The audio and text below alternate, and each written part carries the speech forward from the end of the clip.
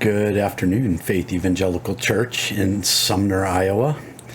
It's Joe Pritchett, my lovely wife, Carol, and we're here to kind of give you an update on our lives from New Jersey today.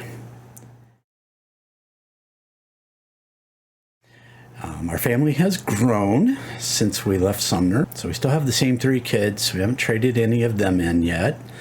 But we added 2 sons-in-law. Elliot is married to Emily, and they have Ellie and Ezekiel, 2 grandkids that we have right here in New Jersey, very close to us.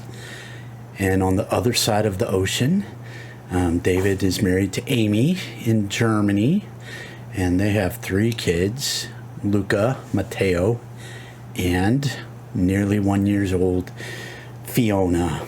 Cole lives about 20 or 25 minutes away across the bridge in South Philadelphia. He works at a quirky little bagel shop where he does a lot of the baking and boiling, and he also does some serving and taking of orders. Cole and his partner Brett spend a lot of time at Brett's parents' house and farm in northern Pennsylvania, and they like to go to Cape May and go to the beach. So we've lived in New Jersey for the last about 4 years, and we lived in Colorado before that for about 10 years. We lived in Minneapolis for 3 or 4 years prior to that. And then we go to Sumner again. So that's kind of where we've been since Sumner. I work for Salem Community College and the Student Services Department. My role is I do all the coordination of high school programs. I am a science teacher at a Quaker Friends school here. I teach preschool through 4th grade science. I love it. She does love it.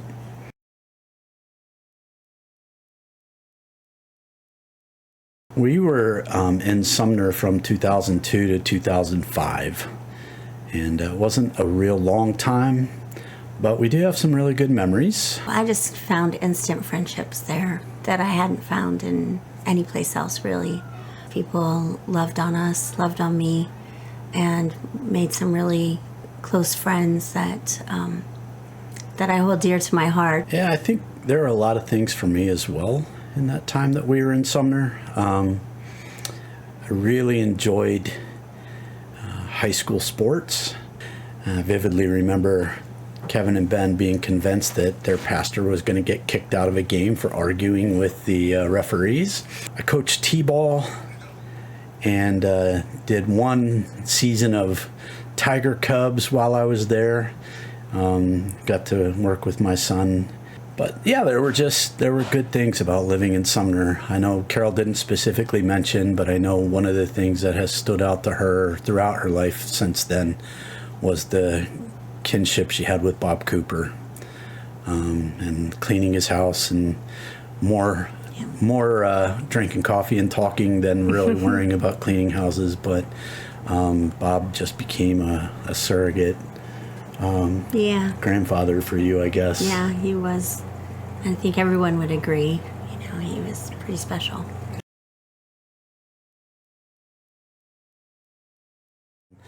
I think the first moment like that was the night that Charles Bemler showed up at our door. Mm-hmm. And Savannah especially, and Matthew to an extent, had kind of been adopted into our family at the passing of their mom in a tragic accident.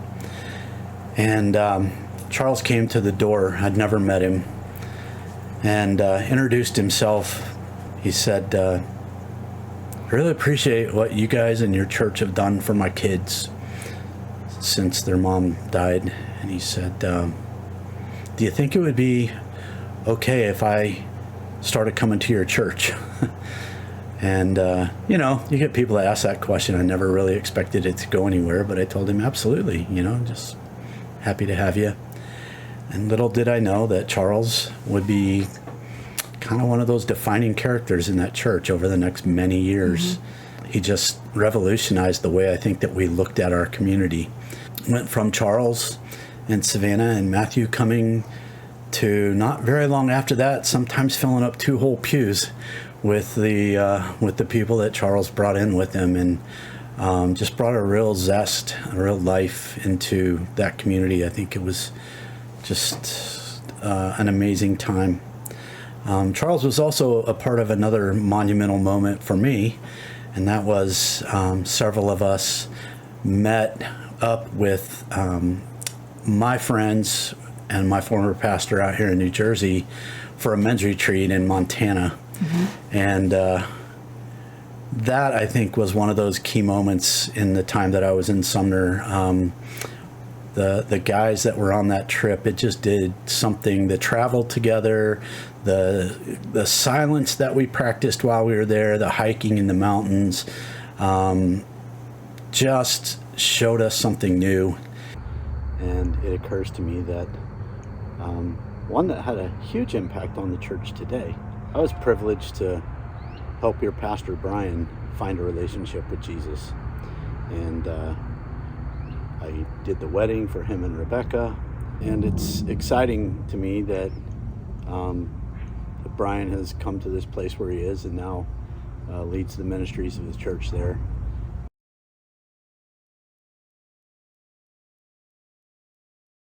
I think some of the lessons that I learned while I was in Sumner were hard lessons that felt like failure. They shaped kind of where we ended up in the end. I felt loved. I felt community in that little town and in that church. But I also just knew that the pastor thing was not a good fit for me.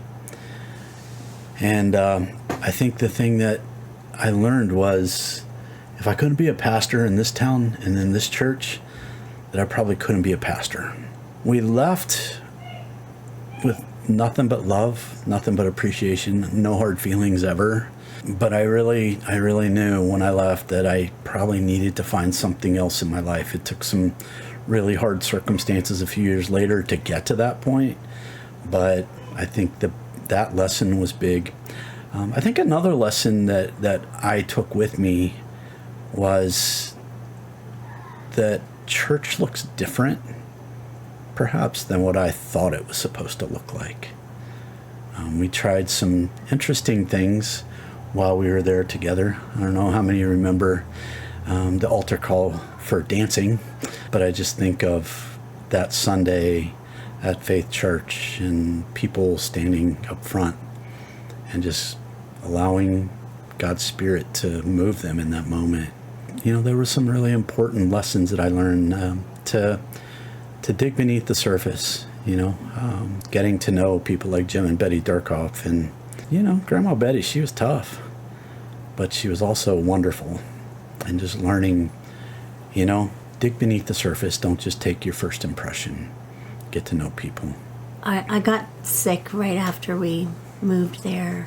I've never been somebody who's been laid up for a long period of time, and it was at least a year that I was pretty sick and didn't get to do a lot, and I was okay with everybody at the church. Nobody was judgmental or hurt or whatever because I wasn't there like they thought I should be, or I never felt pressure, I think, from the church, and that had never been my experience. Learning how to let others do the things that you would normally have done, I guess.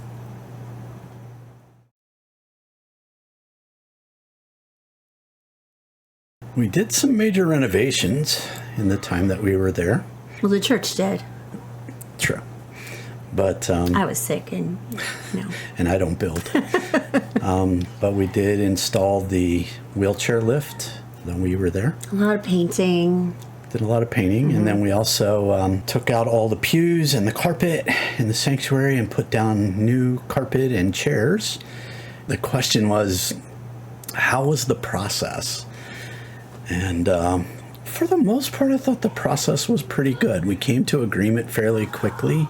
There was one incident I was in my office and I heard yelling, and I had to go out and get between a couple guys that I thought might fight because they had a different vision for how things ought to be done on that wheelchair lift. But overall, I thought it was a good process, and it was physically one of those things that allowed for some new season in the church. It opened the door for people who wouldn't have necessarily have had opportunity to get into the building in the past.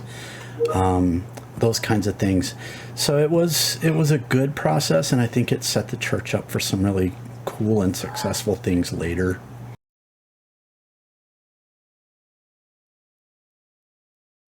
Well, the people. I have always missed being with the people there at Sumner. It was a good heart connection for me, like I said earlier. So Yeah. I think probably one thing that has stayed with me that I would say I miss is laughter. We laughed a lot during our time there. When I came in one time, and it was my birthday, and there was a Denver Broncos trash can with a bow on it on my desk, and a note from Terry Lay that said, "Whenever I think of the Broncos, I think of trash. Happy birthday." It was fun. There was a lot of fun. And when all my shelves and all the knickknacks on my shelves were arranged just so, and Marcy Bergman came into my office when I stepped out and rearranged stuff on my shelves just to watch me come back, sit down at my desk, get up, walk across the room, put everything back where it belonged.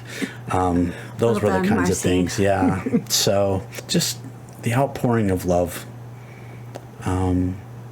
yeah, when we pulled in with the moving van, it was Christmas time. It was close to Christmas time. Yeah.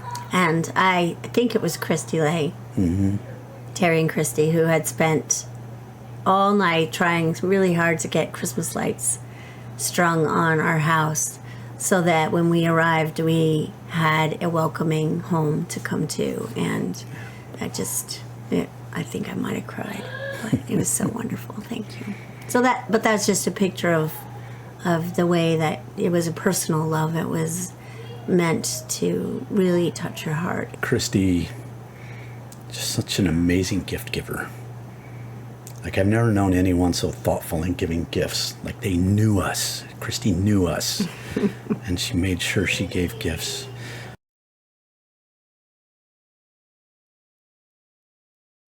For me, this has been an amazing journey because we grew up with a very small box God.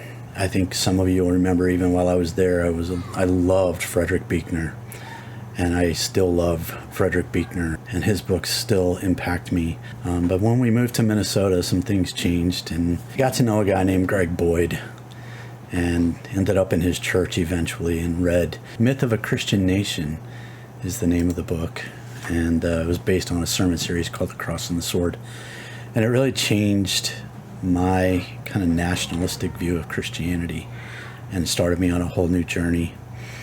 Within the last few years, I've really gotten to love Brian Zahnd, first from his book, Sinners in the Hands of a Loving God, and then just through his preaching. I listen to his preaching a lot. I've gotten to love N.T. Wright and his approach to what heaven means and what all this looks like, and the afterlife. A more recent addition to my reading list is David Bentley Hart. He's phenomenal, weird but phenomenal. And then out of the blue is a poet named Wendell Berry. He's a Kentucky farmer and brilliant, Stanford educated and all that, but he's brilliant. And he just writes.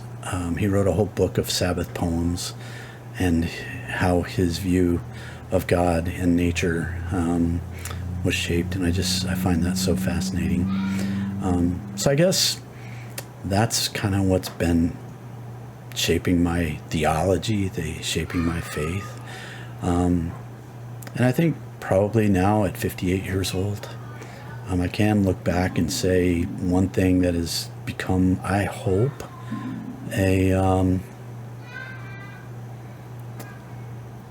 a beacon in my faith, is gratitude, thankfulness. And so I can look back on those 2.5, 3 years we were in Sumner with just deep affection and gratitude. I'm so thankful that we had the opportunity to get to know everyone there, and for the time that we spent there, and the way people have stayed in touch over the years. I watch Pete Voss from afar. I'm so proud of Pete, and just the ongoing relationship with Sharon over the years, and Terry and Christy, and just so many others. And it's been a very important part of our lives. And I think I would end my part today just with that idea that I'm grateful, very grateful. Me too. Congratulations. 50 years. You're not as old as me. Go ahead.